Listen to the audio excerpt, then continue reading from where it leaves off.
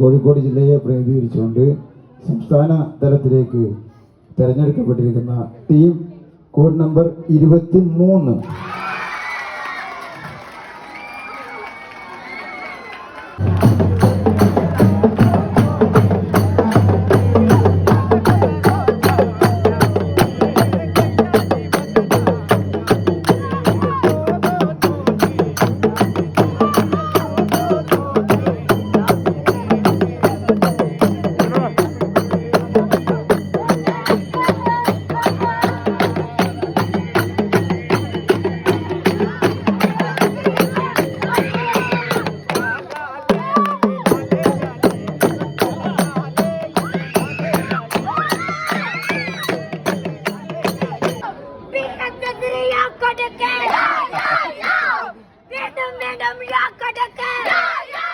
അപ്പൊ ഞങ്ങളെ കണ്ടില്ല ഞങ്ങള്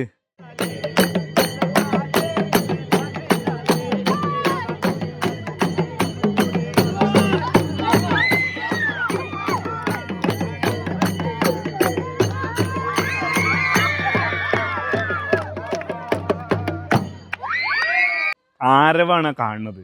എന്താണ്, ഇന്നലെ ആയിരുന്നു കോഴിക്കോട് ജില്ലാ കലോത്സവം. ജില്ലാ കലോത്സവത്തിൽ നാടൻപാട്ട് മത്സരത്തിൽ ഹയർ സെക്കൻഡറി വിഭാഗത്തിലും HS വിഭാഗത്തിലും ഫസ്റ്റ് നേടിയിട്ടുള്ള പാട്ട് എന്ന് പറഞ്ഞാൽ ഒരു ഒന്നൊന്നര പാട്ടാണ്. ഈ പാട്ട് പഠിപ്പിച്ചതാരാ നിങ്ങൾ? ഈ പഠിപ്പിച്ച കലാകാരനെ പറ്റി 2 വാക്ക് പറയണമെന്ന് വിചാരിച്ചിട്ടാണ് ഞാൻ ഈ വീഡിയോയുടെ വന്നിട്ടുള്ളത് കേട്ടോ.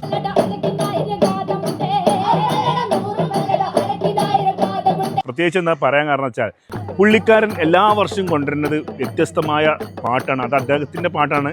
അപ്പോൾ എന്തായാലും അദ്ദേഹം കൊണ്ട് വരും, ഇളക്കി മറിച്ച് അങ്ങോട്ട് പോകും. അടിപൊളി. കഴിഞ്ഞ പ്രാവശ്യം ഇതുപോലെ തന്നെ ഒരു എനർജറ്റിക് സാധനമായിട്ടാണ് വന്നിട്ടുണ്ടായിരുന്നത്. കഴിഞ്ഞ പ്രാവശ്യം സ്റ്റേറ്റിലേക്കൊക്കെ പോയിട്ടുണ്ടായിരുന്നു പുള്ളിക്കാരൻ. എനിക്ക് തോന്നുന്നു വർഷങ്ങളായിട്ട് പുള്ളിക്കാരൻ പരിശീലകരാണ്. മലപ്പുറത്തുണ്ട്, കോഴിക്കോട് ജില്ലയിലുണ്ട്. ഭയങ്കര ടൈറ്റ് മത്സരമാണ്, അറിയാലോ. എന്നിട്ട് അവിടുന്ന് പുള്ളിക്കാരൻ്റെ ടീമിനാണ് മിക്കതും സ്റ്റേറ്റിലേക്ക് എത്താൻ ഭാഗ്യം കിട്ടലെന്നുള്ളതാണ്. ഞാൻ പറഞ്ഞു വരുന്നത് മജീഷ് കരയാട് എന്ന് പറയുന്ന അനുഗ്രഹീതനായിട്ടുള്ള നാടൻപാട്ട് കലാകാരനെ കുറിച്ചാണ്. Folklore award ജേതാവാണ്.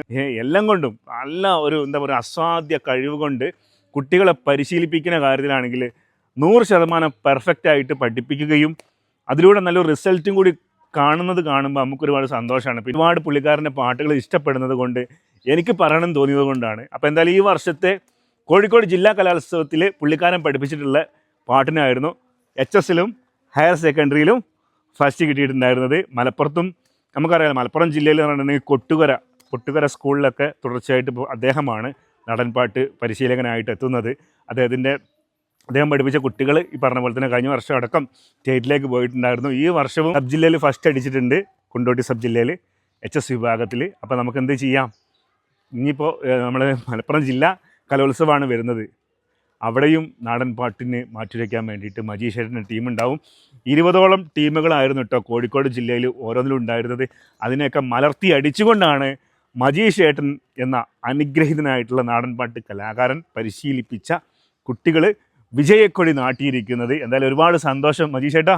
ഈ ഒരു വീഡിയോ ഞാൻ ചെയ്യണമെന്ന് ഇന്നലെ ആഗ്രഹിച്ചതാണ്. നിങ്ങളുടെ ഒരു പരിശീലനത്തിൻ്റെ രീതി, അതിൻ്റെ റിസൾട്ടാണ് ഞാൻ ഇന്നലെ കണ്ടത്.